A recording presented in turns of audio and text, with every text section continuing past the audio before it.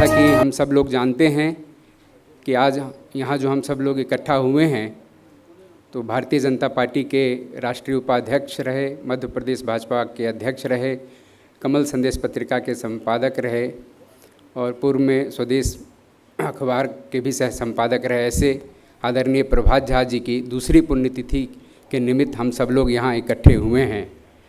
इस अवसर पर 2 सत्रों में कार्यक्रम संपन्न होगा। एक तो विचार गोष्ठी है और इससे पूर्व 2024 में 25 में भी श्रद्धांजलि कार्यक्रम हुए थे।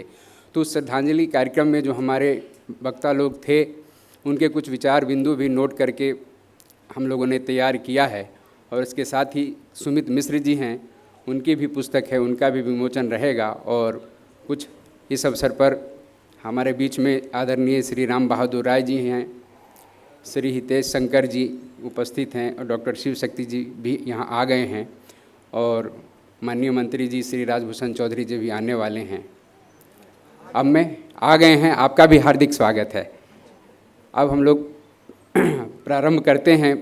अब मैं अंजनी जी, शरद जी सब से निवेदन करता हूं कि हमारे अतिथि को से निवेदन करें कि कृपया वो प्रभात जी के चित्र पर पुष्पांजलि कर एवं दीप प्रज्वलन कर आज की संगोष्ठी का शुभारंभ करें।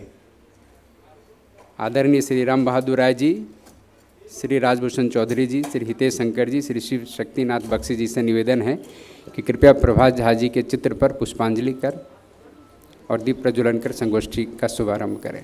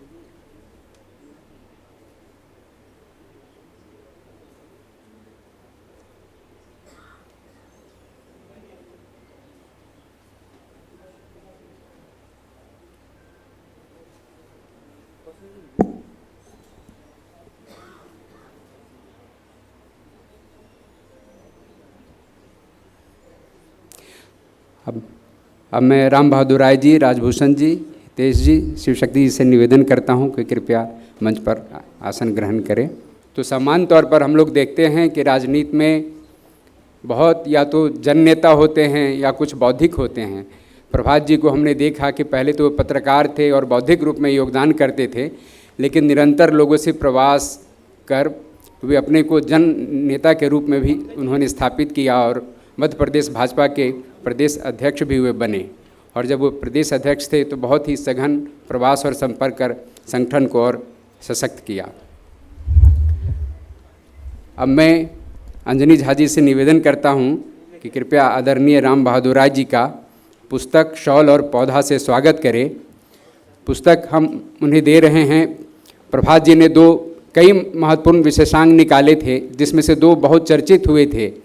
एक तो 2003 में उन्होंने अंत्योदय नाम से विशेषांक निकाला था और फिर उसके अगले वर्ष सांस्कृतिक राष्ट्रवाद पर उन्होंने विशेषांक निकाला था। ये दोनों पुस्तक उन्हें भेंट कर रहे हैं, साथ में शॉल और पौधा। अब मैं सुमित मिश्र जी से निवेदन करता हूं कि राजभूषण चौधरी जी का पुस्तक शॉल और पौधा से स्वागत करें।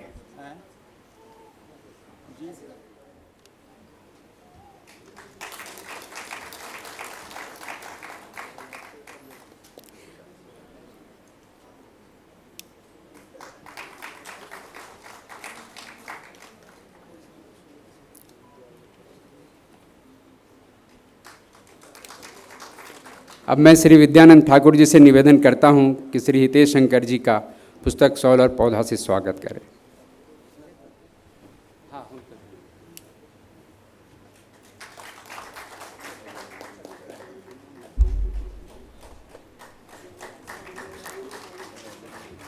अब मैं शरद झा जी से निवेदन करता हूं कि शिव शक्ति जी का पुस्तक शॉल और पौधा से स्वागत करें।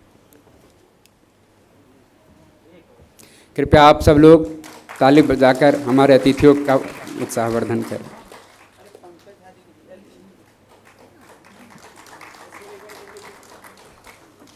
अब मैं पंकज झा जी के स्वागत के लिए अंजनी झा जी से निवेदन करता हूं कि कृपया पुस्तक शॉल और पौधा से उनका स्वागत करें।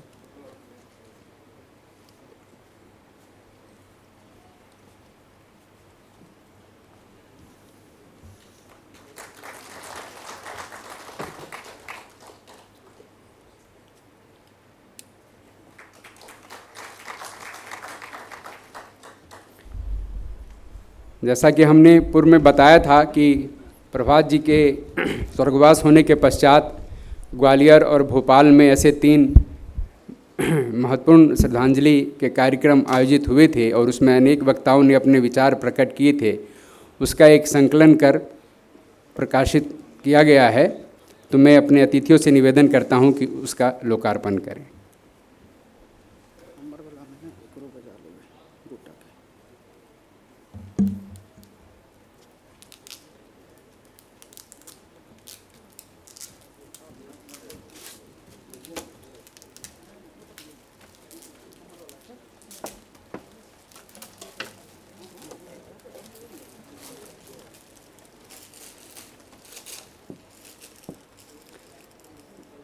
इसका संपादन का कार्य मैंने संपन्न किया है।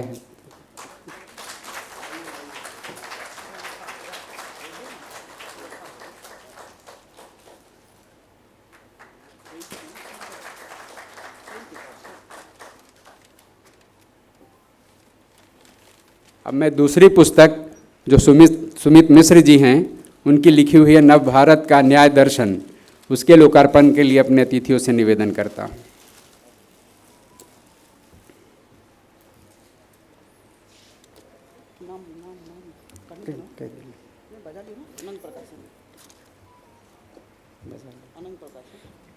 लोकार्पण कार्यक्रम में डॉक्टर ललन कुमार जिसे निवेदन है, जो अनंत प्रकाशन के प्रमुख हैं, कृपया आप भी शामिल हों।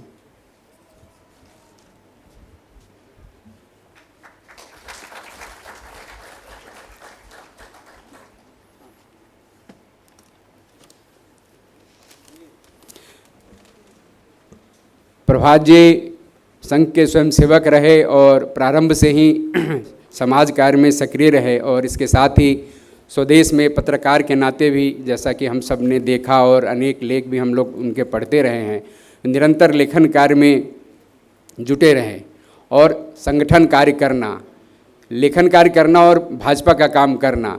कई बार उनके साथ मैं रहता था, मैं भी, वो मुझे लिखाते थे, तो मैं कुछ अनेक संगठनों में सक्रिय था, तो उन्होंने मुझे कहा कि अनेक जगह सक्रिय नहीं रहना, किसी एक संस्था में सक्रिय रहना और उसी में अपना सर्वश्रेष्ठ योगदान करना। तो ऐसे ही प्रभात जी लगातार भारतीय जनता पार्टी में पहले ग्वालियर में कार्यालय में ही रह करके उन्होंने पार्टी में अपना योगदान दिया और उसके पश्चात भोपाल में, और फिर जब दिल्ली आए तब भी उन्होंने कार्यालय में ही रह करके काम किया।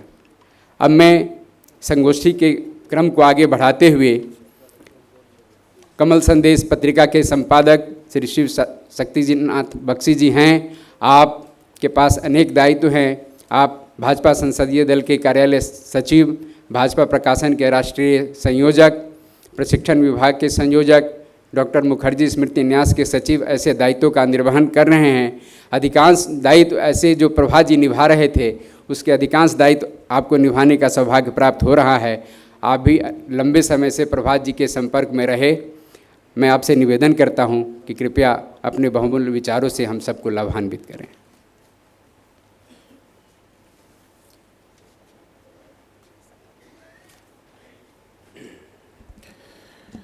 बहुत बहुत धन्यवाद संजीव जी।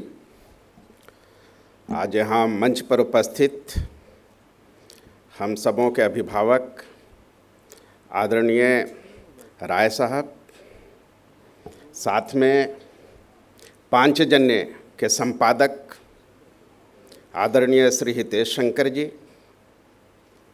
भारत सरकार के केंद्रीय मंत्री,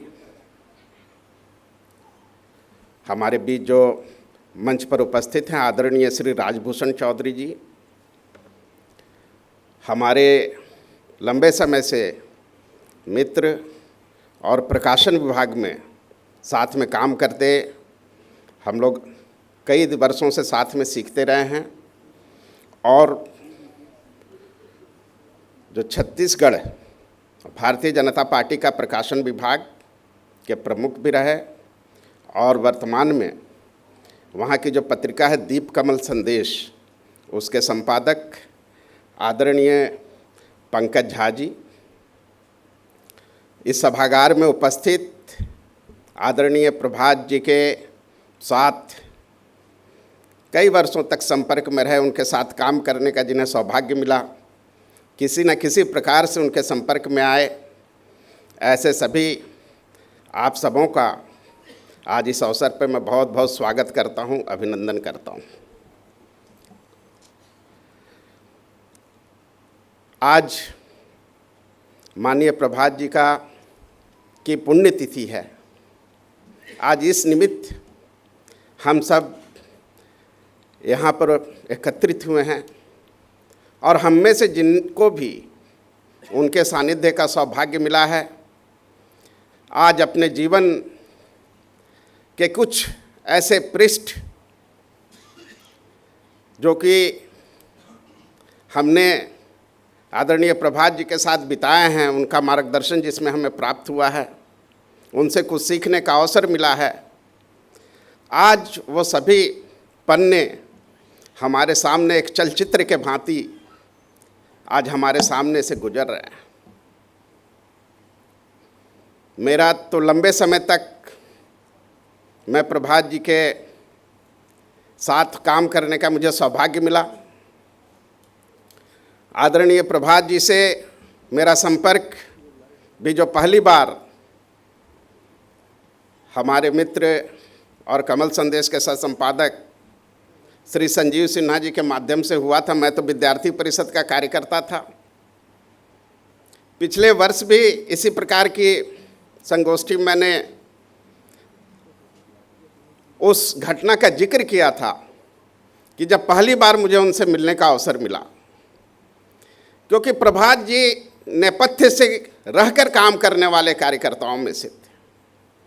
हमारी जो भारतीय जनता पार्टी और ख़ासकर संघ प्रेरित जितने भी संगठन हैं, उसमें एक ऐसी परंपरा भी है कि नेपथ्य से रहकर काम करने वाले बड़े ही सामर्थ्यवान कार्यकर्ता, वो केवल काम चेहरे से नहीं, अपने काम से अपना एक स्थान बनाते हैं संगठन में।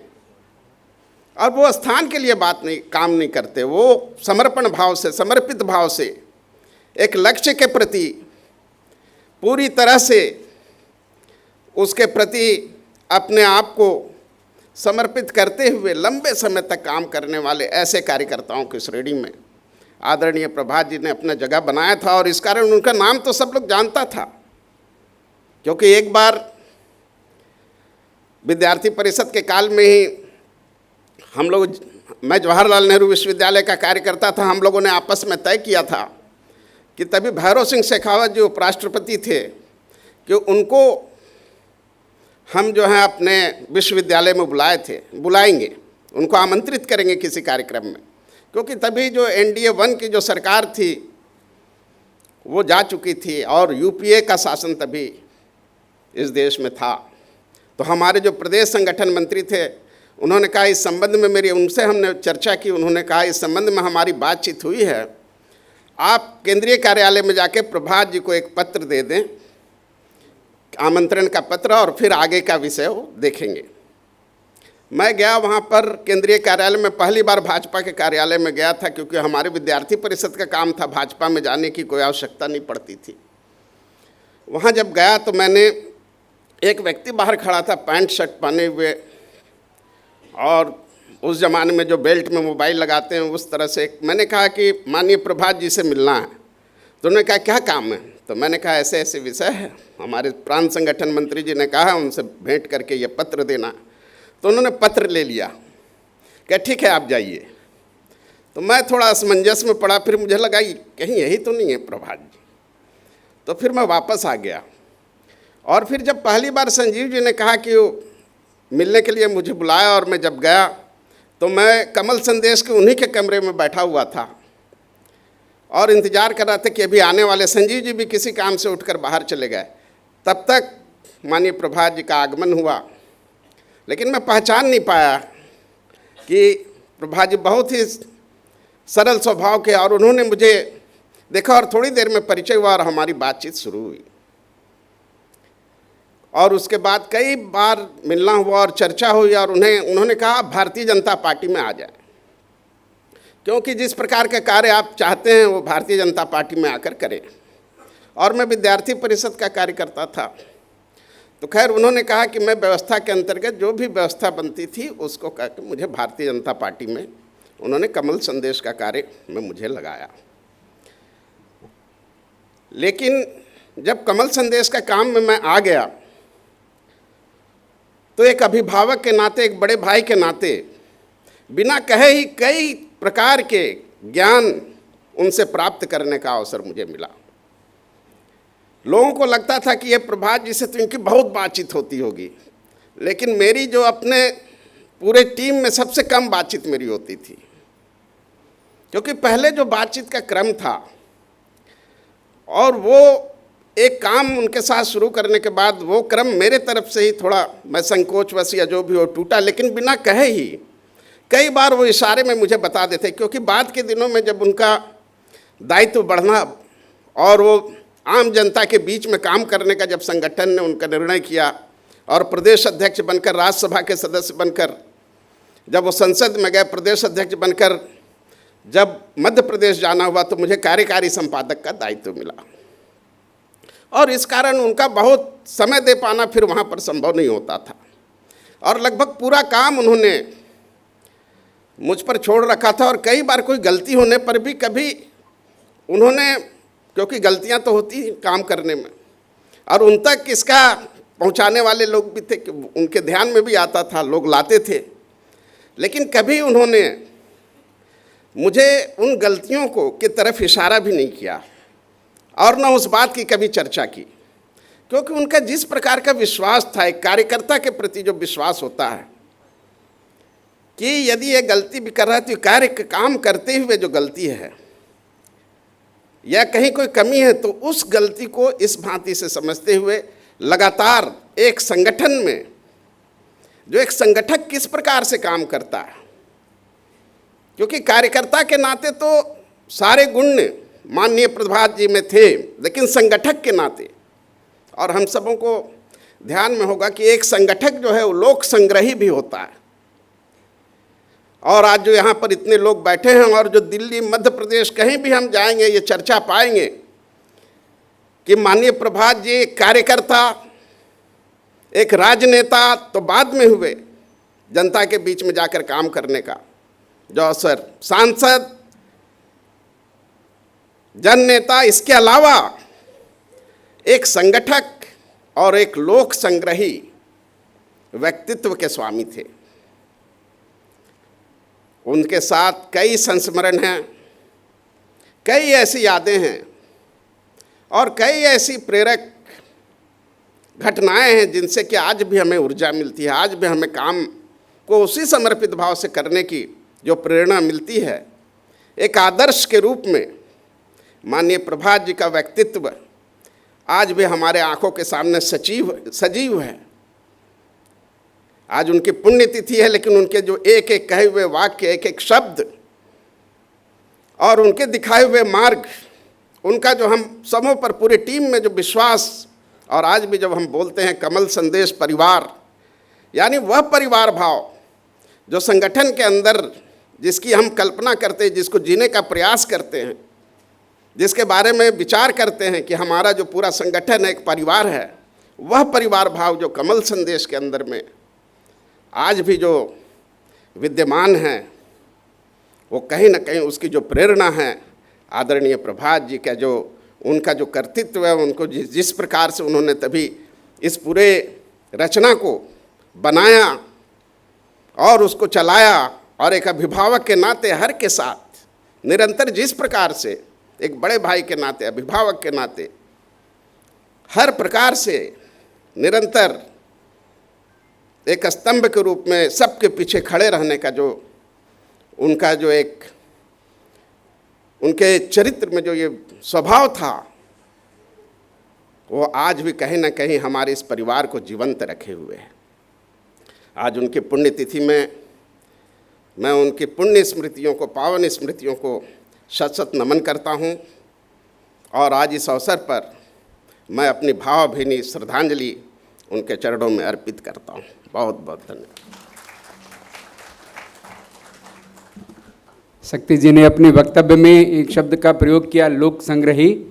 निश्चित रूप से हमने देखा कि अनेक युवा कार्यकर्ताओं को वो जिस योग्य पाते थे तो उसको पूर्णकालिक निकालने की तरफ, या फिर कोई पत्रकार लेखक है तो उस ओर, और अनेक राज्यों में उन्होंने पार्टी पत्रिकाओं को फिर से प्रारंभ कराया और वहाँ संपादक के रूप में भेजा।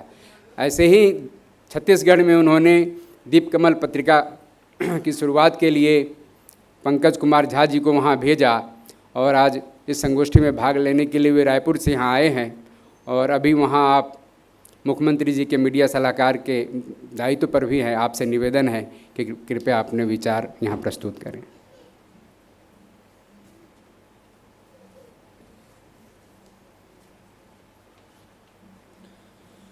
बहुत धन्यवाद आदरणीय संजीव जी। इस गरिमा में मंच पर उपस्थित हम सब के अभिभावक आदरणीय राम बहादुर राय साहब, केंद्र सरकार में मंत्री चौधरी साहब, पांचजन्य प्रतिष्ठित पत्रिका पांचजन्य के संपादक हितेश शंकर जी, और जिस प्रकाशन विभाग के राष्ट्रीय प्रमुख थे आदरणीय प्रभात झा जी, उसके अभी के प्रमुख आदरणीय शिव शक्ति जी, और हम सब के साथी, हम सब के संघर्ष में प्रभात जी के मार्गदर्शन में जो उन्होंने एक हजारों कार्यकर्ताओं की, हजारों लोगों की फौज खड़ी की, उसमें उस पूरे संघर्ष यात्रा के साक्षी और साथ में रहे आदरणीय संजीव सिन्हा जी और उपस्थित आप सभी वरिष्ठगण। बहुत मुश्किल है प्रभात जी के से संबंधित इतने संस्मरण हैं, उसे कुछ शब्दों में ढालना। मैं तो बस उनकी स्मृति को आज नहीं, हर बार बार तकरीबन रोज़ स्मरण करता हूँ और सादर प्रणाम करता हूँ उनको। राजनीति जैसे क्षेत्र में कार्यकर्ताओं को जोड़ना, कार्यकर्ताओं को जोड़ के उनको साथ लेकर चलना, उनकी तमाम चिंता करना उनकी, ये बहुत बड़ी बात होती है और ये दुर्लभ है। लेकिन जो हमने प्रभात जी में देखा, हम सब लोगों को, मैं माखनलाल में गया था पत्रकारिता की पढ़ाई करने, तो जहाँ भारतीय जनता पार्टी का मुख्यालय था उसी के बगल में हमारा इंस्टीट्यूट हुआ करता था, अरेरा कॉलोनी में उस समय। तो अपना कोर्स जब हमारा समाप्त हुआ, बहुत चर्चित व्यक्तित्व थे मीडिया प्रभारी के रूप में, जैसा कि भाई साहब ने कहा कि पहले संवाद प्रमुख थे, जैसा डॉक्यूमेंट्री में दिखाया है, तो बहुत चर्चित थे। ऐसा संवाद प्रमुख फिर हमने देखा नहीं, इतने चर्चित और इतने उनके लेख पढ़ते थे, उनके लेखों पे चर्चा होती थी हमारे यूनिवर्सिटी में भी लगातार, लेकिन मिलना नहीं हो पाया था, थोड़े संकोच से मिलना हो नहीं पाया था। जब वापसी थी संजोग से, चौथे सेमेस्टर में जब थे हम, तब एक बार ऐसा संजोग आया कि प्रभात जी से मिलना हुआ। फिर इतना ही कहा था उन्होंने कि मैं तो अब दिल्ली जा रहा हूँ, दिल्ली में प्रकाशन विभाग है और उसका काम देखना है, दिल्ली आना तो मिलना। हम चाहते हैं कि पत्रकार सब भी आगे बढ़ें, नए नए लोग आगे बढ़ें। फिर उसके बाद जुड़ा लंबी कहानी है, पूरी कहानी के जैसा आदरणीय शिव शक्ति जी ने भी कहा कि वो भी लगातार हम सब उनके साथ रहे। संजीव जी तो पहले दिन से ही साथ रहे उसकी। यहाँ भी बहुत सारे लोग बैठे हैं, विकास जी दिख रहे हैं और बहुत सारे जो हम लोग साथ में थे। एक ही संस्मरण अभी याद आ रहा था मुझे कि क्या बताना चाहिए। जो लोक संग्रह की बात की शिव शक्ति जी ने, एक तो कार्यकर्ताओं को जोड़ना और जो जुड़ गया हो उसको किसी तरह से जाने नहीं देना, उसको जोड़ के रखना, ये एक इतनी बड़ा गुण था आदरणीय प्रभात जी का, जिसको हम सबको सीखना चाहिए, जिसका अनुकरण करना चाहिए। छोटी सी बात है, एक दिन दिल्ली आया था मैं रायपुर से, तो किसी बात को लेके बहुत डांट दिया उन्होंने, संजीव जी भी थे उस दिन, फटकार लगा दी। तो अपन उस समय कम उम्र थी, थोड़ा सा बोलते हुए कि ठीक है रहने दीजिए, जो भी निकल गए वहाँ से। कि दोबारा अभी नहीं आना है यहाँ। 1 घंटा नहीं हुआ होगा तो पहले शायद संजीव जी का ही फ़ोन आया कि भाई साहब बुला रहे हैं। मैं बोला नहीं यार, मैं निकल गया हूँ, आऊँगा नहीं। दोबारा फिर खुद भाई साहब का फ़ोन आया प्रभात जी का, कहाँ हो, फलाने जगह पर आ जाओ, हम लोग खाना पे इंतज़ार कर रहे हैं। गया तो सही में ऐसा लगा कि संजीव जी थे, सौरभ जी थे, संजीव भाई, और 1-2 और मित्र थे, और बड़ी देर से सूप रखा हुआ था, ठंडा हो रहा था। फिर बोले, मैथिली में बोले, मुझे आज भी याद है, बहुत सारे लोग शायद मैथिली भी जानते होंगे, तो उन्होंने कहा कि बड़ पिनकाह छी यहाँ, है ना, एहन पिनकाह भऽ कऽ काज नहीं चलै छै, है ना। हमरा सबके बहुत बड़का अवगुण अछि हमरा सबके, जे कनिकेमे एकदम जैसे से अड़ि गेलहुँ। अहाँ सब बहुत सौभाग्यशाली छी जे बहुत सारा चीज भेट गेल है, बहुत सारा अवसर भेटल है। पता नहीं अछि अहाँ सबके जे केना कऽ काज कऽ कऽ एतऽ तक आयल हेबै, कतेक संघर्ष और की सब कऽ कऽ, एते नहीं हेबाक चाहिए। हिंदी में मतलब ये कि बहुत ज़्यादा गुस्से वाले हैं आप लोग, और आप सब लोगों की यही नए लोगों की कमी है कि तुरंत गुस्सा हो जाते हैं, और पता नहीं होता कि जो चीज़ें आपको सहज उपलब्ध हो गई है उसको पाने के लिए कितना पापड़ बेलना पड़ा होगा, है ना। तो इसका ध्यान रखें, और जो कोई बड़े लोग कुछ कहें तो कुछ मतलब से ही कहते होंगे। तो इस तरह से ऐसे बहुत सारी चीज़ें हैं। कभी अवसर देंगे, संजीव जी ही कभी किताब, अभी तो बहुत अच्छा छोटा एक संकलन लाया है, कभी किताब लिखेंगे तो कोशिश करूँगा कि सब सारे संस्मरण को संकलित करूँ। और आज भी ये सौभाग्य है कि आदरणीय राम बहादुर राय जी के साथ आदरणीय हितेश शंकर जी और शिव शक्ति जी, मंत्री जी, संजीव जी, सबके साथ हम लोग याद कर रहे हैं। यदि इस लायक, यदि आज थोड़ा बहुत भी यदि कोई कुछ कर पाए हैं हम लोग, तो निश्चित रूप से उसमें आदरणीय प्रभात जी का योगदान हम लोग भूल नहीं सकते। वो एक कहावत है, सूरज को दिया दिखाना, सूरज को दिया तो नहीं दिखाया जा सकता, लेकिन सूरज को सुबह सुबह अर्घ जरूर दिया जा सकता है। तो हमने अपने टूटे फूटे शब्दों का अर्घ ही समर्पित किया है आदरणीय प्रभात जी को। जहाँ भी होंगे प्रभात जी का आशीर्वाद हम सब पर हमेशा बना रहेगा। उनकी स्मृति को बारंबार प्रणाम करता हूँ, और बहुत धन्यवाद यहाँ मुझे सुनने के लिए। प्रणाम। जैसा कि पंकज जी ने अपने वक्तव्य में कहा और हम सब लोगों ने सुना कि कार्यकर्ता संभाल, ऐसे वो सबकी चिंता करते थे, और उनके पास जाकर के कोई मन की बात कहना, ये सब ऐसे रहता था। आज की इस संगोष्ठी में अनेक विशिष्ट जन भी यहाँ उपस्थित हैं। ऐसे वरिष्ठ पत्रकार मनोज मिश्र जी, आलोक कुमार जी, प्रभात जी के ज्येष्ठ सुपुत्र तुष्मुल झा जी, पूर्वांचल मोर्चा के प्रदेश अध्यक्ष, दिल्ली प्रदेश अध्यक्ष संतोष ओझा जी, दिल्ली के लोकप्रिय विधायक अभय वर्मा जी, जेएनयू के कई प्राध्यापक हैं, प्रवेश चौधरी जी, मलखान सिंह जी, दिल्ली विश्वविद्यालय के प्राध्यापक विजय मिश्र जी, ऐसे अनेक विशिष्ट जन उपस्थित हैं। आप सबका हार्दिक स्वागत है। अब मैं अगले वक्ता के रूप में श्री हितेश शंकर जी को यहाँ आमंत्रित करता हूँ। वे पांजन के संपादक हैं और उस राष्ट्रवादी पत्रकारिता की गौरवशाली परंपरा के वाहक हैं, और आपको भी प्रभात जी के अनेक लेख छापने का सुयोग प्राप्त हुआ है। मैं उनसे निवेदन करता हूं कि अपने विचारों से हम सबको लम्हाएं। धन्यवाद संजीव जी। आदरणीय राम बहादुर राय जी, केंद्र सरकार में जल शक्ति मंत्रालय का राज्य मंत्री के रूप में दायित्व निर्वहन कर रहे राजभूषण चौधरी जी, हमारे पुराने मित्र पत्रकार राज बख्शी जी, शिव शक्ति बख्शी जी, और छत्तीसगढ़ से इस कार्यक्रम के निमित्त विशेष रूप में यहाँ आए पंकज झा जी। इस मंच पर कम से कम 3 लोग, शिव शक्ति बख्शी जी, संजीव जी और पंकज जी, वो तो हम कह सकते हैं कि जिन प्रभात जी का स्मरण करते हुए, पुण्य स्मरण करते हुए श्रद्धांजलि सभा हम कहें, उसके लिए हम आए हैं। तो ये 3 हमारे साथी तो ऐसे हैं कि दिल्ली की भाषा में बोलें कि प्रभात जी के साथ इनकी घिसाई हुई है।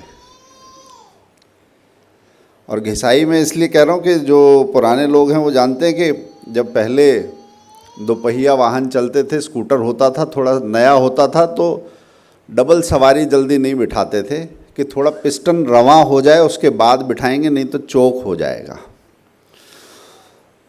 तो व्यवस्था चोक ना हो इसलिए पिस्टन को रवां करना पड़ता है, कार्यकर्ताओं को घिसना पड़ता है। ऐसे 3 घिसे हुए कार्यकर्ता हमारे साथ हैं। और केवल ये नहीं, जो संजीव जी कह रहे थे कि प्रभात जी के लेख छापने का अवसर मिला होगा। प्रभात जी से छापना तो एक बात है, परंतु उनके कुछ फ़ोन मेरे पास ऐसे भी आए कि छापने के लिए नहीं, समझने, पढ़ने और चर्चा करने के लिए मैं आपसे साझा कर रहा हूँ।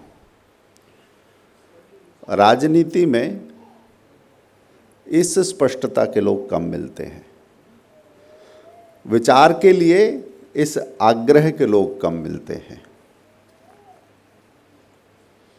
प्रभात जी उसी विलक्षणता और विरलता की परंपरा के व्यक्ति हैं। कैसे थे, इसके कई आयाम हो सकते हैं। हम संग दृष्टि से देखें तो फिर कहने को कुछ नहीं रह जाता जब सुरेश सोनी जी आदरणीय वो कहते हैं प्रभात जी के लिए एक अच्छा स्वयंसेवक। एक स्वयंसेवक की जो कसौटियाँ हो सकती हैं, जो अपेक्षाएं हो सकती हैं, जो दृष्टि हो सकती है, जो अनुशासन हो सकता है, वो उस जीवन में दिखता है, सूत्रबद्ध दिखता है, आचरण में उतरता हुआ दिखता है।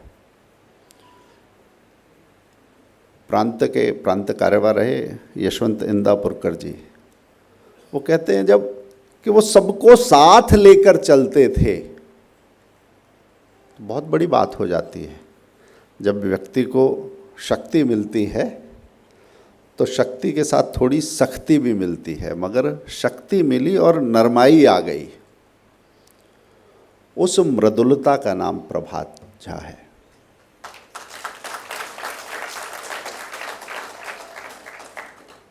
जब हम विचार की बात करते हैं तो प्रभात जी की एक पंक्ति है जो बताती है कि आप पद के लिए काम नहीं, दायित्व मिला है तो दायित्व के पीछे जो विचार, जो प्रेरणा आपको लेकर चल रही है वो कितनी गहरी होती है। वो कहते हैं, अंत्योदय की बात होती है कि प्रबलता को प्रणाम और दुर्बलता को दुलत्ती, ऐसे काम नहीं चलेगा। जो पंक्ति में अंत में व्यक्ति खड़ा हुआ है वो आपके सामने हाथ पसारे नहीं खड़ा, उसके आत्मसम्मान को समझते हुए, उसके विषय को समझते हुए उसका निदान करना है, उसे सबल बनाना है।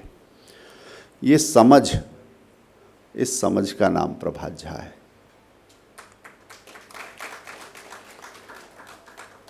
कविता में, शेर में, अलग अलग भाव भंगिमा में कहते हैं कि जी पद चिन्हों का अनुसरण करेंगे, उनके पद चिन्हों पर चलना है।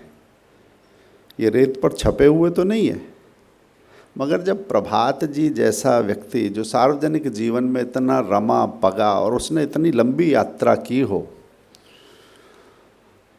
तो वो जीवन के कुछ समीकरण छोड़ जाता है जिसका अनुकरण किया जा सकता है। वो प्रकाशन में हो सकते हैं, वो प्रबंधन में हो सकते हैं, वो भोजन की मेज पर उस ठंडे होते हुए सूप में गर्मी को उतारने का मंत्र देने वाले समीकरण हो सकते हैं।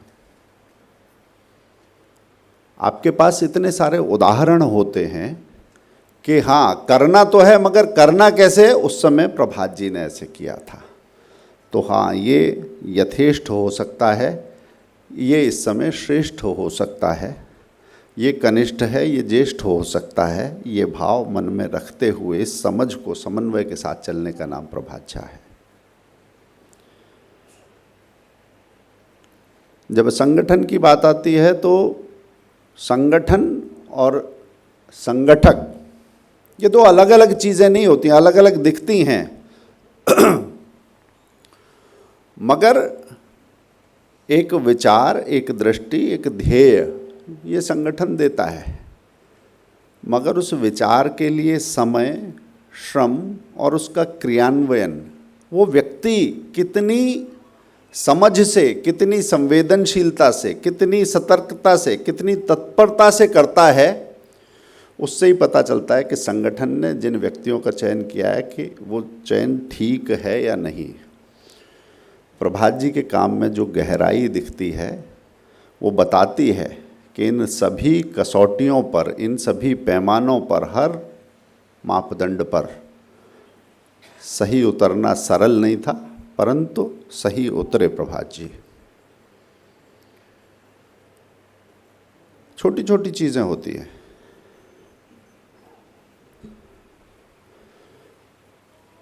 ट्रस्ट डेफिसिट एक राजनीति में शब्द बड़ा चलता है, मगर आप उनके लेखन कर्म को देखें, जीवन कर्म को देखें, राजनीतिक यात्रा को देखें, उनके विस्तृत परिवार को देखें, तो लोगों में भरोसा जगाना और उन लोगों के बूते भरोसा कमाना, ये समीकरण प्रभात झा राजनीति में देते हुए दिखते हैं। संसद में केवल लोकप्रियता के लिए नहीं, जहाँ टकराव है वहाँ समाधान कैसे निकल सकता है। आप देख रहे थे कि बाहर मिलेंगे तो खुले दिल से मिलेंगे। आज की राजनीति जहाँ पर भाषा गिरी नहीं है और विसंगतियां, विद्रूपताएं सिर पर चढ़कर नाच रही हैं, ऐसे में घर के दरवाजे, मन के दरवाजे खुले रखना, उस परंपरा की राजनीति के वाहक प्रभात जी थे। ये सरल नहीं होता। कुछ लोग भाजपा परिश्रम के दिनों को याद नहीं रखते, विपक्ष के दिनों को याद नहीं रखते। पुराने लोग मिलते हैं तो कहते हैं कि हमने तो चने खाते हुए काम किया है। उन दिनों को बहुत लोग याद नहीं रखते, तो वो कहते हैं कि भाजपा तो अब चुनाव जीतने की मशीन बन गई है, यंत्र बन गई है। बाहर से देखो तो ऐसा लग सकता है, क्योंकि कुछ प्रक्रियाएं सबके लिए समान होती हैं, एक स्ट्रक्चर सबके लिए समान होता है, आचार संहिता होती है, मशीन होती है, बैलेट पेपर होता है, संसद में बैठने की व्यवस्था। जो इसे यांत्रिक दृष्टि से देखेगा उसे यंत्र लगेगा, मगर जो प्रेरणा देखेगा उसे इसके पीछे का मंत्र समझ में आएगा। मैं क्यों कहता हूँ ऐसा कि शक्ति के साथ एक और बहुत सहज सी बात जुड़ी हुई है। खेती किसानी वाले लोग भी हमारे बीच में हैं कि जैसे जब ट्यूबवेल लगता है तो कितने हॉर्स पावर का है देखते हैं, और कितने घंटे चल सकता है, क्यों उसके बाद गर्म हो जाएगा, फिर ठंडा करना पड़ेगा। राजनीति में भी यहाँ आता है, वहाँ पे हॉर्स पावर नहीं होता मगर पावर आती है, और जब पावर आती है तो गर्मी उसके साथ साथ आती है। मगर गर्मी नहीं, हमें गर्मजोशी चाहिए, लोगों को साथ लेने वाला मन चाहिए। उस समझ का, उस सत्ता की गर्मी से दूर रहने वाले स्वभाव का नाम है प्रभात झा। आज बहुत से लोग बहुत सी बातें कहेंगे और सभी अनुभव कथन हो पाएंगे ऐसा संभव नहीं। एक छोटा सा मुझे झलक याद आती है। हमारे एक मित्र हैं, ज्येष्ठ पत्रकार हैं, तो पत्रकारों के पास लोग संपर्क के लिए, भेंट के लिए आते ही हैं। एक सज्जन आए उनके पास, उनसे कहा कि आपका प्रभात झा जी से बहुत अच्छा संपर्क है, मैं एक बार मिलना चाहता हूँ। कि क्या विषय? कुछ विषय नहीं है, दर्शन करना है। उन्होंने बहुत अच्छा मध्य प्रदेश में गहरा काम किया, अच्छे विचारक हैं, लेखक हैं, मैं एक बार दर्शन करना चाहता हूँ। वो सज्जन, वो पत्रकार अच्छे भाव से उनको लेकर गए और बातचीत के क्रम में चाय पीते पीते ही वो जो जिनको लेके गए थे उनके मन में जो इच्छाओं का पिटारा था वो खुल गया, अपने स्वार्थ का। राजनीति, पद, क्या किया जा सकता है, कैसे। तो अब ऐसे में वो जो पत्रकार लेकर गए थे उनकी स्थिति बड़ी विचित्र हो गई। उन्होंने तो ऐसा बात की नहीं थी। तो नाश्ते के बाद हाथ धोते समय वॉश बेसिन के पास उन्होंने कहा कि भाई साहब, मुझे इस तरह की बैठक की अपेक्षा नहीं थी, मैं क्षमा चाहता हूँ आपसे, इस विषय के लिए मैं आपके पास नहीं आया था। तो उन्होंने उनका नाम लेकर कहा कि मुझे आपको और जानने की आवश्यकता नहीं, मैं आपको जानता हूँ, और ये जो सज्जन है इनसे ज्ञान लेने की भी आवश्यकता नहीं है, आपको लोड लेने की भी आवश्यकता नहीं है, मैं वो विषय भी जानता हूँ, हम सब विषय जानते हैं, आप हम मिलेंगे तो उसी तरह से मिलेंगे, इनसे यहीं पे राम राम करते हैं, ये विषय यही पूरा हुआ। मन में कोई गांठ नहीं, 36 तरह के लोग मिल सकते हैं, परंतु खुद किसी से 36 का आंकड़ा ना रखते हुए भी कौन व्यक्ति किस योग्यता का है उन सबको साथ लेना, केवल ये नहीं कि उनसे फ्रीक्वेंसी मैच करती है, वो व्यक्ति कहाँ के लिए उपयुक्त हो सकता है, वो फ्रीक्वेंसी कहाँ के लिए उपयुक्त हो सकती है, उन सबको साथ लेने का काम प्रभात जी ने किया। और जैसे एक शब्द आया था, मैं एक शब्द और जोड़ देता हूँ। दीनदयाल जी के समग्र चिंतन में 4 शब्द बहुत बार आते हैं, चिति है, विराट है, लोक संग्रह है और लोकमत परिष्कार है। तो ये जो सारा परिवार, या उसमें हम देख रहे थे गजेंद्र गडकर जी का परिवार, खेड़ेकर जी का परिवार, शेजवलकर जी, ये सब अगर लोक संग्रह का वैसा विशद गुण नहीं होता तो इतने लोग जुड़े ना होते। और अंत्योदय के लिए मैंने जो बताया कि लोकतंत्र है मगर फ्रीबीज की पॉलिटिक्स मात्र नहीं है, कमज़ोर व्यक्ति का उत्थान कोई आप उपकार नहीं कर रहे, उसकी एक प्रक्रिया होगी। तो जब लोकतंत्र में ये विचार आता है तो हर बार उसका परिष्कार, जो कमी आ गई, कमज़ोरी आ गई, व्यक्ति में आ गई, विचार में आ गई, संस्था में आ गई, उस सब के सुधार की गुंजाइश बनी रहती है जब प्रभात जी जैसे लोग दायित्व में होते हैं, सदन में होते हैं। आज उनकी कमी खलती है, जहाँ भी हैं प्रभु ने निश्चित ही उन्हें सद्गति प्रदान की होगी। हम सभी उन स्मृतियों को, पावन उदाहरणों को प्रणाम करते हैं। बस इसी के साथ अपनी बात पूरी करता हूँ। धन्यवाद, नमस्कार। हितेश जी ने प्रभात जी के बहुआयामी व्यक्तित्व पर प्रकाश डाला और उन्होंने कहा कि किस तरह से वे स्पष्ट और विवाक बोलते थे। पीछे कुछ लोग खड़े हैं, उनसे निवेदन है, द्वितीय पंक्ति में 2-3 सीट है, कृपया करके संजीव जी, चेतन जी, आप सबसे निवेदन है कृपया स्थान ग्रहण करें। अब इस संगोष्ठी को आगे बढ़ाते हुए मैं केंद्रीय जल शक्ति राज्य मंत्री श्री राजभूषण चौधरी जी से निवेदन करता हूं, आप मुजफ्फरपुर के लोकप्रिय सांसद हैं और युवा हैं और निरंतर कार्यक्रमों में जाकर के अपने वक्तव्यों से हम सबको उत्साहित करते रहते हैं। आपसे निवेदन है कृपया अपने विचार प्रस्तुत।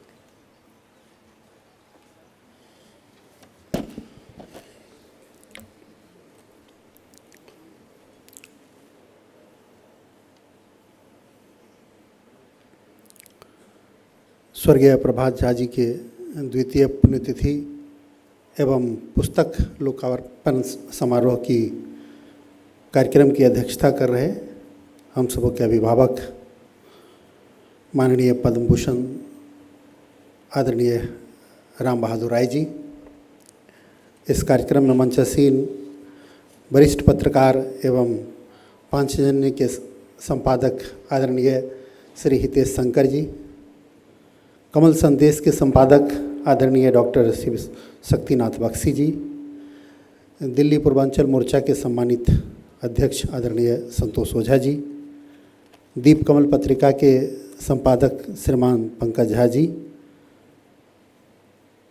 दिल्ली के से एमएलए हमारे भाई अभय वर्मा जी, आज के इस सम्मानित मंच का संचालन कर रहे श्रीमान संजीव सिन्हा जी, श्रद्धेय प्रभात झा जी के सुपुत्र आदरणीय तुष्मुल झा जी, आयोजन में संलग्न आदरणीय अंजनी झा जी, दूरदर्शन के पूर्व महानिदेशक एवं इंटरनेशनल साइंस राइटर्स एसोसिएशन के अध्यक्ष आदरणीय मनोज पटेरिया जी, अनंग प्रकाशन के निदेशक सत्यवान जी, मंचासीन सभी विशिष्ट अतिथिगण, पत्रकार साथियों, मातृशक्ति में उपस्थित सभी सम्मानित नागरिकों को मेरा सादर नमस्कार।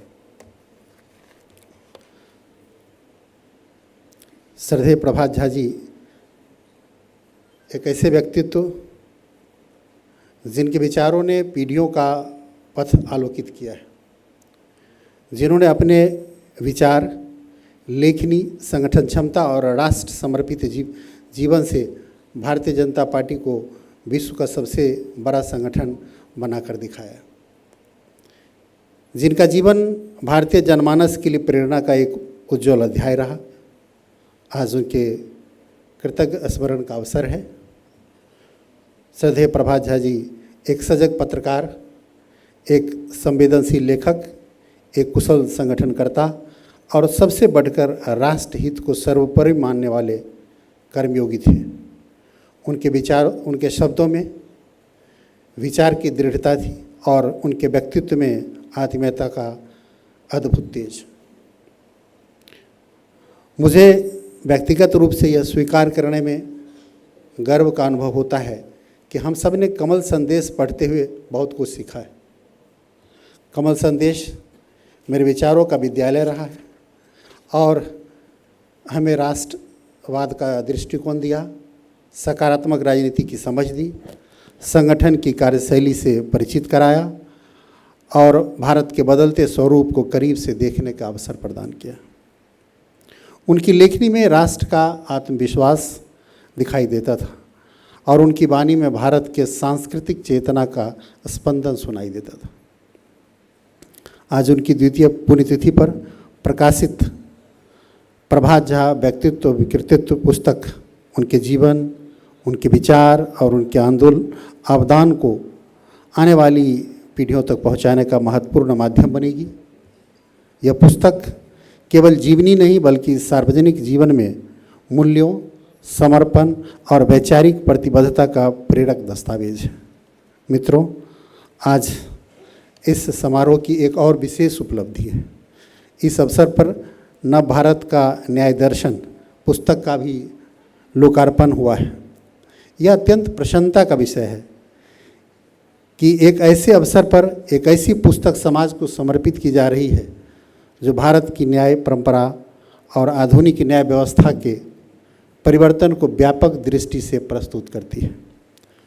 हमारी सभ्यता ने सदैव सत्य, धर्म और न्याय को जीवन का आधार माना है। यही परंपरा आधुनिक भारत के संविधान में भी प्रतिबिंबित होती है। प्रधानमंत्री आदरणीय श्री नरेंद्र मोदी जी के नेतृत्व में भारत ने न्याय व्यवस्था को नागरिक केंद्रित, तकनीक सक्षम और अधिक प्रभावी बनाने की दिशा में ऐतिहासिक कदम उठाए। भारतीय न्याय संहिता, भारतीय नागरिक सुरक्षा संहिता, भारतीय साक्ष्य अधिनियम के माध्यम से भारत ने अपनी न्याय प्रणाली को नई ऊर्जा प्रदान किया। अधिवक्ता श्री सुमित मिश्र जी की नई पुस्तक नव भारत का न्याय दर्शन इसी परिवर्तन की वैचारिक अभिव्यक्ति है। यह पुस्तक कानून की भाषा में न्याय को राष्ट्र निर्माण के व्यापक परिप्रेक्ष्य में देखने का अवसर प्रदान करता है। मुझे विश्वास है यह पुस्तक विद्यार्थियों, शोधार्थियों, विधि विशेषज्ञों, प्रशासनिक अधिकारियों और सामान्य नागरिकों के लिए समान रूप से उपयोगी सिद्ध होगी। और आज का यह समारोह एक महत्वपूर्ण संदेश देता है। एक और हम एक ऐसी व्यक्तित्व को स्मरण कर रहे हैं जिसने विचारों को समाज तक पहुंचाया। दूसरी ओर हम एक ऐसे पुस्तक का स्वागत कर रहे हैं जो भारत की न्याय व्यवस्था के नए युग का दस्तावेज है। यही भारत का निरंतर चलने वाली ज्ञान परंपरा है। पुस्तकें पीढ़ियों को जोड़ती हैं, अनुभवों को संरक्षित करती है और भविष्य का मार्ग प्रशस्त करती है। आज आवश्यकता है कि हमारे युवा पढ़ें, समझें और भारत की वैचारिक यात्रा से स्वयं को जोड़ें। मैं इस अवसर पर इस कार्यक्रम के सभी आयोजकों को हार्दिक बधाई देता हूं, जिन्होंने श्रद्धांजलि को केवल एक स्मरण तक सीमित रखने के स्थान पर उसे ज्ञान और विचार के उत्सव में परिवर्तित किया है। यही किसी महान व्यक्तित्व की सच्ची श्रद्धांजलि होती है। आइए हम सब संकल्प लें श्रद्धेय प्रभात झा जी के आदर्शों, उनके राष्ट्रनिष्ठा, उनकी सादगी और उनके वैचारिक समर्पण को अपने जीवन में आत्मसात करेंगे। हम पढ़ेंगे, सीखेंगे और समाज को जोड़ेंगे और विकसित भारत के निर्माण में अपनी सक्रिय भूमिका निभाएंगे। इन्हीं शुभकामनाओं के साथ मैं स्वर्गीय प्रभात झा जी को अपनी विनम्र श्रद्धांजलि अर्पित करता हूँ। प्रभात झा व्यक्तित्व में कृतित्व तथा नव भारत का न्याय दर्शन दोनों पुस्तकों के सफल लोकार्पण पर सभी रचनाकारों, संपादकों और अनंत प्रकाशन को हार्दिक बधाई देता हूँ। मुझे पूर्ण विश्वास है कि ये दोनों कृतियाँ भारतीय लोकतंत्र, राष्ट्रवाद, सुशासन और न्याय के विमर्श को नई दिशा देंगी और आने वाली पीढ़ियों के लिए प्रेरणा का अमूल्य स्रोत बनेगी। जय हिंद, जय भारत, भारत। माननीय मंत्री जी ने सही कहा कि पढ़ाई लिखाई और सामाजिक सक्रियता से ही हम राष्ट्र को विकसित बना सकेंगे और यह प्रभात जी के प्रति सच्ची श्रद्धांजलि होगी। हम सबको मालूम ही है कि प्रभात जी का जन्म हरिहरपुर दरभंगा ज़िले में हुआ था। वैसे कोरियाही सीतामढ़ी उनका मूल निवास था और फिर उसके पश्चात मुंबई गए, वहाँ शिक्षा हुई और ग्वालियर में भी वो रहे, कर्मभूमि रही और फिर भोपाल में रहे और बाद में दिल्ली में। और निरंतर लिखने, पढ़ने और पार्टी के काम में वे सक्रिय रहें। अपनी लेखनी से जिस तरह से उन्होंने राष्ट्रीय विचारधारा को आगे बढ़ाया, उसी तरह बाद में संगठन को भी सशक्त कर उन्होंने मध्य प्रदेश और अनेक राज्यों के, दिल्ली के, आंध्र प्रदेश के वे प्रभारी रहे और निरंतर उन्होंने पार्टी में काम किया। पार्टी प्रकाशन विभाग के आप राष्ट्रीय संयोजक भी रहे, राष्ट्रीय सचिव रहे, राष्ट्रीय उपाध्यक्ष रहे। राजनाथ सिंह जी जब पार्टी के राष्ट्रीय अध्यक्ष थे तब प्रभात जी उनके सलाहकार के रूप में भी उन्होंने काम किया। और निरंतर हम देखते हैं कि किस प्रकार प्रभात जी ने पार्टी को आगे बढ़ाने में सहयोग किया और पार्टी के द्वारा भी उन्हें 12 वर्षों तक राज्यसभा में उसका सदस्य रहने का सौभाग्य प्राप्त हुआ और वहाँ भी निरंतर वे जनहित से जुड़े मुद्दे उठाते रहे। प्रभात जी जब कमल संदेश पत्रिका के संपादक थे तो उन्होंने उनको एक संस्थान के रूप में विकसित किया। इससे पूर्व भारतीय जनता पार्टी की पत्रिका भाजपा समाचार और बीजेपी टुडे के रूप में थी और बीजेपी टुडे के मलकानी जी निकालते थे और भाजपा समाचार सतपाल जी निकालते थे।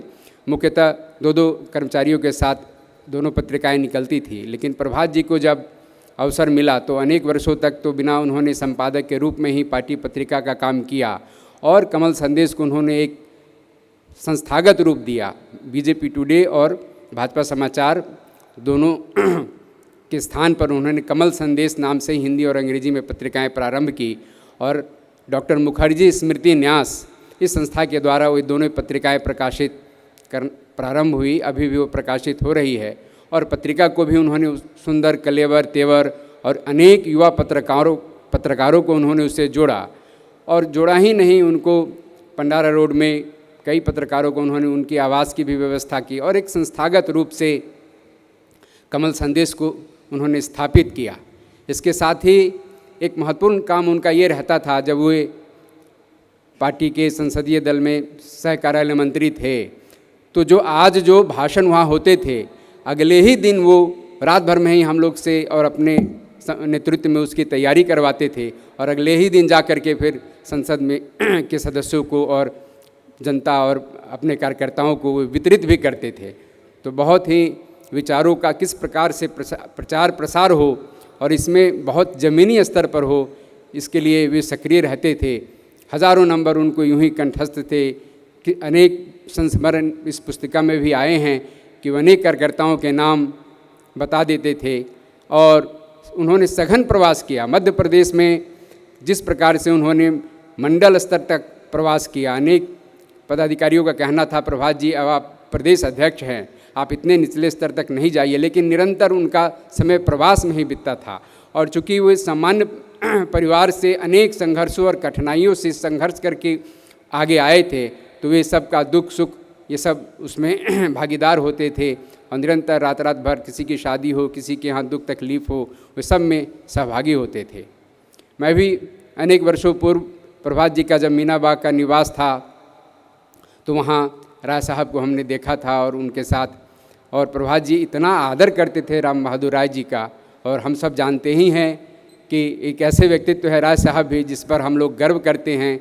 और विद्यार्थी परिषद के पूर्णकालिक कार्यकर्ता के रूप में जिस तरीके से आपने काम किया, आपातकाल के विरोध में जो आंदोलन चला, एक पहले व्यक्ति के रूप में हम लोग जानते हैं कि उन्होंने किस प्रकार से युवाओं को इकट्ठा किया और एक व्यवस्था परिवर्तन के काम में लगे। और उसके बाद से निरंतर अनेक लाभ राजनीतिक रूप से उनको भी प्राप्त हो सकते थे, लेकिन उन्होंने पत्रकारिता के क्षेत्र को चुना। हम सबको गर्व है। और प्रभात जी भी जिनका सम्मान करते थे, ऐसे राय साहब से मैं निवेदन करता हूं कि कृपया यहाँ आकर के हम लोगों के विचार राशि में लाभान्वित वृद्धि करें।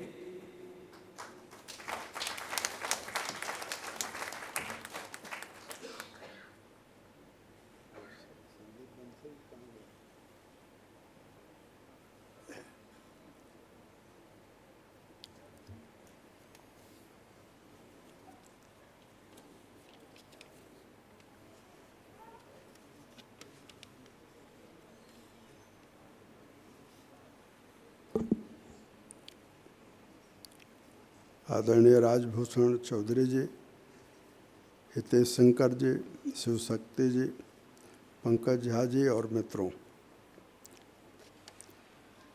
पंकज झा जी के प्रभात झा जी के बारे में आपने लोगों के विचार अनुभव सुने। और मैं बैठे बैठे जो अभी प्रभात झा व्यक्तित्व और कृतित्व का लोकार्पण हुआ है उसको पढ़ गया। उसमें सुरेश सोनी जी का मेरा ख्याल है उस समय का एक भाषण है जब शोक सभा हुई होगी। और उसी तरह से इस पुस्तक में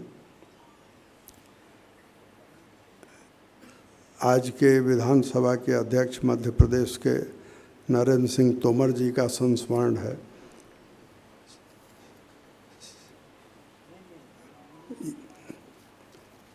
इनका शिवराज सिंह चौहान जी का संस्मरण है, रघु ठाकुर जी का संस्मरण है। सुरेश सोनी जी का जो छपा हुआ है, मैं इसके संपादक संजीव जी हैं, उनसे मैं अनुरोध करूंगा कि आपने संपादन ठीक से नहीं किया है, आप फिर से उसको पढ़िए और ज़रा जैसे सुरेश सोनी जी का भाषण या जो भी उसमें है, वह सुरेश सोनी जी अपने बहुत स्पष्ट और तार्किक ढंग से बात रखने वाले राष्ट्रीय स्वयंसेवक संघ के महत्वपूर्ण लोगों में से एक हैं। लेकिन इसमें मैंने देखा कि उनकी बात कटी हुई सी आगे बढ़ रही है। लेकिन एक वाक्य उनके पूरे भाषण में ऐसा है जो प्रभात झा जी की पूरी परिभाषा करता है और हितेश शंकर जी ने भी उसे ही अपनी बातचीत में रखा। सुरेश सोनी जी ने कहा है कि प्रभात झा एक योग्यतम संगठनकर्ता थे, बहुत अच्छे कार्यकर्ता थे। और उसका उन्होंने उदाहरण दिया है कि ग्वालियर में जब वे काम कर रहे थे, पत्रकारिता में थे, तो एक दिन कुशाभाऊ ठाकरे ने सुरेश सोनी जी से कहा कि ये हमको दे दो। और सुरेश सोनी जी ने तब उनसे सवाल पूछा कि इसका घर कैसे चलेगा। यानी प्रभात झा जी पार्टी का, विचारधारा का, संगठन का काम करते हुए भी स्वावलंबी थे। अपने परिश्रम से जो अर्जित करते थे उससे परिवार चलाते थे। अगर इस पूरी पुस्तक को पढ़ें तो निष्कर्ष रूप में मैं ये कहूँगा कि प्रभात झा बहुआयामी व्यक्तित्व के धनी थे। और जब किसी को हम कहते हैं कि वो बहुआयामी व्यक्तित्व के हैं, तो कई बार बहुआयामी व्यक्तित्व में परस्पर विरोध भी होता है। जैसे पत्रकार अगर कोई राजनीतिक दल में चला जाए तो उसके सामने एक बड़ा संकट खड़ा होता है कि वो सत्य का धर्म अपनाए या दल का बंधन माने। तो प्रभात जी ने सत्य का धर्म भी अपनाया और दल के बंधन में भी वो बंधे रहे। यही प्रभात झा जी की विशेषता भी थी।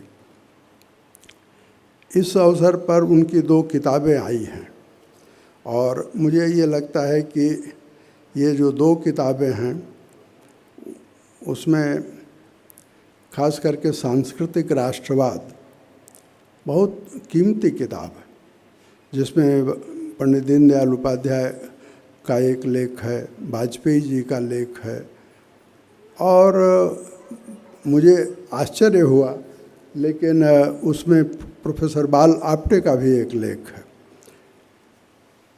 हम लोग जिन्होंने विद्यार्थी परिषद में बाल जी के साथ काम किया है वो जानते हैं कि उनके जैसा प्रबुद्ध चिंतक भारत में इक्के दुक्के लोग रहे होंगे। उनका लेख इस पुस्तक में होना इस पुस्तक को बहुत बहुमूल्य बनाता है। और उसी तरह से दूसरी पुस्तक है अंत्योदय। तो मैं ये कहूँगा कि प्रभात जी को श्रद्धांजलि उनके दूसरी पुण्यतिथि पर देते हुए ये जो 2 पुस्तकें उनकी पुरानी पुस्तकें हैं, लेकिन आपने मंच पर जो आए उनको दिया। मैं निवेदन करूंगा कि वो पुस्तक कोशिश करके यहाँ जो लोग आए हैं उन सबको मिलनी चाहिए, सबको उसे पढ़ना चाहिए और उसे पढ़ेंगे तो ये पता चलेगा कि एक राजनीतिक कार्यकर्ता के रूप में, पत्रकार के रूप में, लेखक के रूप में प्रभात जी ने किस तरह से विचारों को की जो धरोहर है वो छोड़ी है। और जब अचानक 2024 में वो तारीख थी 7, मेरा ख्याल है कि तारीख थी 26 जुलाई, जब प्रभात जी के निधन की खबर मिली। इस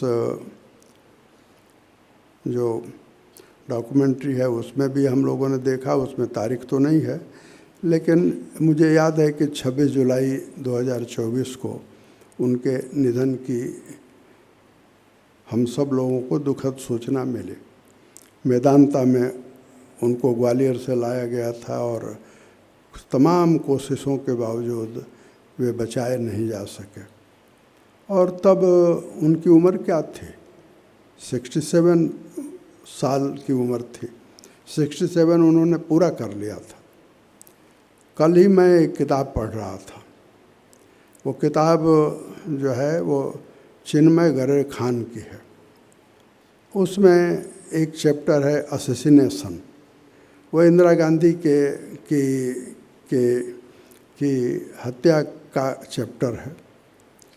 उसमें गरे खान लिखते हैं कि इंदिरा गांधी ने 67 साल पूरा किया था और उनका जो डॉक्टर आता था उससे वो कहने लगी थी कि मैं जल्दी थक जाती हूँ। तो चिन्मय गरे खान को चिंता थी कि 1984 का चुनाव इंदिरा गांधी कैसे लड़ेगी, थक जा रहे हैं। अब इंदिरा गांधी और प्रभात झा जी में कोई तुलना नहीं है, लेकिन इंदिरा गांधी भी 67 में गई और प्रभात झा भी 67 में गए।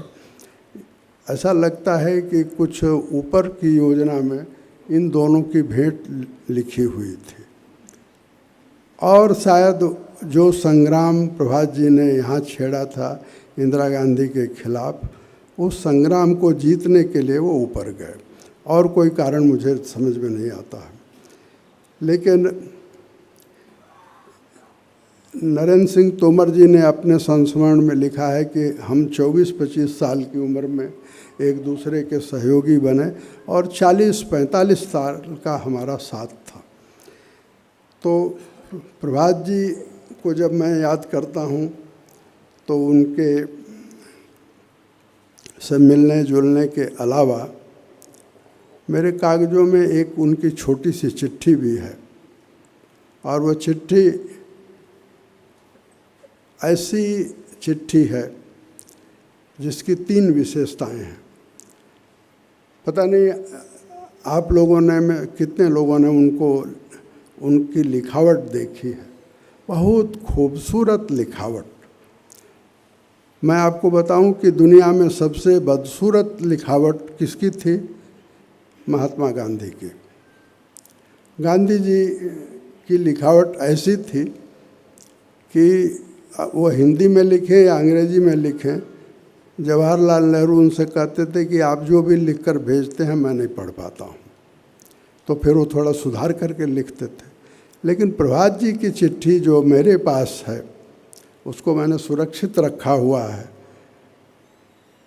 3 पैरे की चिट्ठी है।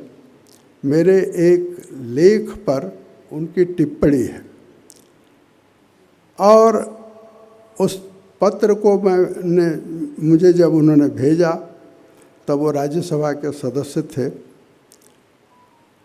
इसलिए राज्यसभा के पैड पर है। 2 पन्ने हैं, और उस पत्र में वे मुझसे शिकायत कर रहे हैं, लेकिन पत्र को कई बार पढ़ने के बाद भी मुझे समझ में नहीं आया कि उनकी शिकायत है या प्रेम भरा उलाहना है। तो मैं ये कहूँगा कि उस पत्र में की लिखावट बहुत खूबसूरत है। दूसरा, प्रभात झा में भाषा का अपनी भाषा पर जो अधिकार था वह सीखने लायक था। उस पत्र के आधार पर भी कह सकता हूँ, और अभी जो उन्होंने संपादन किया है, जो किताबें, उन किताबों को भी पढ़ेंगे आप तो आपको समझ में आएगा कि उन्होंने अपनी भाषा पर, हिंदी पर, मैथिली पर उनका पूरा अधिकार था। और भाषा पर अधिकार अचानक नहीं होता, जब तक कोई एकाग्रता न हो, उसमें भाषा सीखने की लगन न हो, हर रोज़ कुछ न कुछ सीखने का एक बिल्कुल आत्मिक अनुशासन न हो, तब तक कोई भाषा नहीं सीखता। प्रभात झा की भाषा में वो सौंदर्य था। और तीसरी बात कि उन्होंने पत्र में मेरे लेख से उनको शिकायत थी, लेकिन कटुता नहीं थी। तो प्रभात झा जी को जब हम याद करते हैं तो उनके इन गुणों को याद करें, और आज के आयोजन के लिए जिन मित्रों ने ये आयोजन रखा है, मैं उनको बहुत बहुत धन्यवाद देता हूँ। और एक आग्रह भी करना चाहता हूँ। आग्रह यह कि प्रभात जी के पुण्यतिथि का जब आपने आयोजन शुरू किया है, तो मैं ये कहूँगा कि इसके साथ मनमानी मत करिए। यानी इस आयोजन की निरंतरता को आप बनाए रखिए, हर साल करिए। किस दिन करें ये आप तय करिए, कोई हर्ज नहीं, लेकिन हर साल प्रभात जी को आप एक दिन याद करें, और उनके लेखनी से, उनके विचारों से, उनके की किताबों से लोगों को परिचित कराएं। तो उस प्रभात झा को हम याद करेंगे जिन्हें हमें याद करना चाहिए। और केवल तभी ये संभव है जब निरंतरता बनी रहेगी। उनकी किताबों की एक लंबी लिस्ट है, उसकी मैं उसकी कोई गिनती करने के लिए नहीं खड़ा हूँ, लेकिन मैं ये कहूँगा कि पुण्यतिथि पर इस बार प्रभात जी को आपने याद किया। अब अगली पुण्यतिथि पर प्रभात जी को जो प्रिय विषय थे उन विषयों पर स्मारक व्याख्यान का सिलसिला आप शुरू कराएं। 20-25 हो जाए तो उसकी एक किताब बना दीजिए और इस तरह से प्रभात जी के कुछ संग्रह इकट्ठा कर लें तो आप अगली पुण्यतिथि पर एक अच्छी प्रदर्शनी उन पर लगा सकते हैं। जो अभी आपने कोशिश की है वो कोशिश सही दिशा में है और ये शुरुआत जो हुई है वो अच्छी हुई है। मैं एक बात और कहूँगा कि सुमित मिश्र ने बहुत ऐसा सराहनीय काम किया है। राजभूषण चौधरी जी ने उस पुस्तक का उल्लेख किया, उस पर उन्होंने कुछ अपनी बात भी रखी है। मैंने भी उस पुस्तक को सरसरी तौर पर देखा है। नव भारत का न्याय दर्शन, सिद्धांत, संरचना और परिवर्तन, ये शीर्षक ही अपने आप में ऐसा है जो दरअसल पूरी जो हमारी राज्य व्यवस्था में न्याय व्यवस्था है उसके परिवर्तन का आह्वान करता है। और परिवर्तन जरूरी भी है। परिवर्तन किस दिशा में होना चाहिए, कैसे होना चाहिए, उसके सूत्र क्या हैं। उस भारत की प्राचीन राज्य व्यवस्था में न्याय व्यवस्था होती कैसी थी, इन सब बातों की तरफ सुमित मिश्र की पुस्तक संकेत करती है। लेकिन उनका अध्ययन, उनकी उम्र, उनकी का इस क्षेत्र में कार्य ये बहुत प्रारंभिक अवस्था में है। लेकिन जो शुरुआत की है उसके लिए मैं बधाई देता हूं और अपनी बात पूरी करता हूं। प्रभात जी की स्मृति को मैं नमन करता हूं।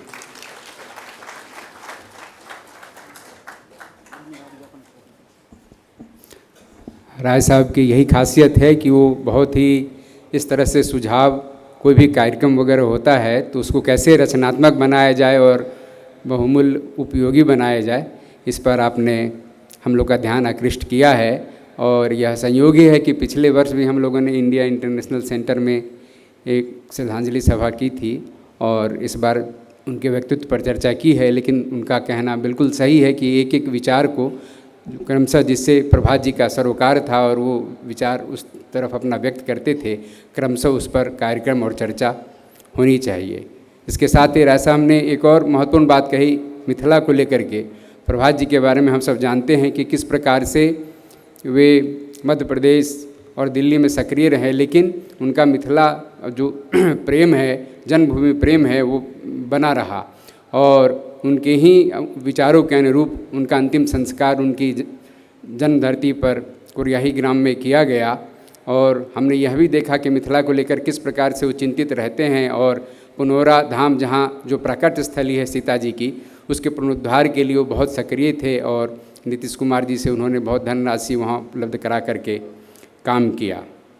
इसके साथ ही अब मैं धन्यवाद ज्ञापन के लिए शरद झा जी से निवेदन करता हूँ कि वो आए, बहुत ही ये जो कार्यक्रम की योजना कर रहे थे तब इस प्रकार का जो देश में अभी माहौल है ऐसा नहीं था, तो बहुत चिंता भी थी। कल तक मेट्रो भी बंद था, लेकिन आज ऐसा माहौल हुआ, इतनी अच्छी संख्या में लोग आए हैं, यह देख करके अच्छा लगा कि हम लोग की मेहनत जो है वो थोड़ी सार्थक होती हुई दिखाई दे रही है। अब मैं शरद जी से निवेदन करता हूं कि वो धन्यवाद ज्ञापन करें। धन्यवाद प्रिय श्री संजीव सिन्हा जी। हम लोगों का वास्तविक लगाव भाषाई आंदोलन से शुरू हुआ और प्रभात जी के बारे में क्या कहना। प्रभात जी के बारे में जब चर्चा चली कि वो दरभंगा के हरिहरपुर गांव में पैदा हुए, वो उनका ननिहाल है। उनका गांव कोरियाही सीतामढ़ी ज़िले में है और ननिहाल दरभंगा के हरिहरपुर गांव में है। और संजोग से मैं उसी गांव के बगल का हूं। मेरी जो जन्मभूमि है उसी गांव के बगल में टेकटार गांव से है। परम श्रद्धेय आदरणीय श्री राम बहादुर राय जी अभी कुछ दिन पहले भी एक पुस्तक विमोचन के क्रम में उपराष्ट्रपति भवन में इनका मार्गदर्शन प्राप्त हुआ था सभी को। आदरणीय श्री हितेश शंकर जी, आदरणीय श्री शिव शक्ति बख्शी सर। मैं कमल संदेश में पत्रकारिता नहीं किया, लेकिन ज़िंदगी में जब से सामाजिक और राजनीतिक ज़िंदगी में आया हूँ, तो भाजपा कार्यालय के बाद अगर सबसे ज़्यादा कहीं पे बैठने का सुअवसर प्राप्त हुआ होगा तो वह कमल संदेश का कार्यालय ही रहा है। तब भी बैठता था जब आदरणीय प्रभात झा जी थे, और अब वो नहीं है हम लोगों के बीच, अभी भी जाने का सुयोग वहाँ पे प्राप्त होता है। आदरणीय श्री राजभूषण चौधरी जी उसी मिथिला से बिलोंग करते हैं जिस मिथिला से प्रभात झा जी बिलोंग करते थे, मैं बिलोंग करता हूँ। आदरणीय श्री संजीव सिन्हा जी बिलोंग करते हैं, समस्तीपुर के रहने वाले हैं सर, मुजफ्फरपुर से सांसद हैं, और सीतामढ़ी के आदरणीय प्रभात झा जी थे, हम लोग दरभंगा के हैं, और संजोग से सारा जो जगह है वो बिहार के मिथिला क्षेत्र से आता है। आदरणीय भाई जी अभय वर्मा भैया भी हैं, इनका भी जन्मस्थली दरभंगा मिथिला क्षेत्र में रहा है। हमारे श्री पंकज झा जी मंच पे हैं, भाजपा के प्रकाशन विभाग छत्तीसगढ़ का काम देखते हैं, हम लोग मित्रवत हैं। बहुत ज़्यादा समय नहीं लूँगा, आप लोग आए, बस एक दिनकर जी का लिखा हुआ 2 पंक्ति है, तेरा विराटी हरूप कल्पना पट पर नहीं समाता है, जितना भी कहूँ मगर कहने को शेष रह जाता है। बस इसी पंक्ति से अपने भाषाई विचार को विराम देता हूँ। जब जब हिंदी की क्रांति हुई है, भोजपुरी की क्रांति हुई है और मैथिली की क्रांति हुई है, तो हम लोगों ने जंतर मंतर से लेकर, और हम और संजीव जी जब दिल्ली विश्वविद्यालय में मैथिली भाषा की पढ़ाई होने की लड़ाई थी, तो उसमें भी हम लोग संसद भवन तक गए थे। आदरणीय श्री सीपी ठाकुर जी ने उसमें सहयोग किया था, और तब दिल्ली विश्वविद्यालय में भी मैथिली की पढ़ाई चालू हुई थी। आप लोग आए, सब आदमी का, सभी वरिष्ठ जनों का, श्रेष्ठ जनों का, और जितने भी सामाजिक और राजनीतिक कार्यकर्ता हैं, सबका बहुत बहुत धन्यवाद कि यह वैचारिक क्रांति जो भारत के राष्ट्रवाद की परिकल्पना से भी ऊपर ले जाना है और भारत को फिर पुनः विश्वगुरु बनाने में जो सकारात्मक भूमिका रहने वाली है, सबको एक बार बहुत बहुत धन्यवाद। ऐसे ही विचारों से लवरेज होकर के हम लोगों को आगे बढ़ना है। बहुत बहुत धन्यवाद आप लोगों का। नीचे जलपान की व्यवस्था है, कृपया आप सब ग्रहण करके जाएंगे। इस प्रकार यह कार्यक्रम यहाँ पूर्ण होता है। बहुत बहुत धन्यवाद।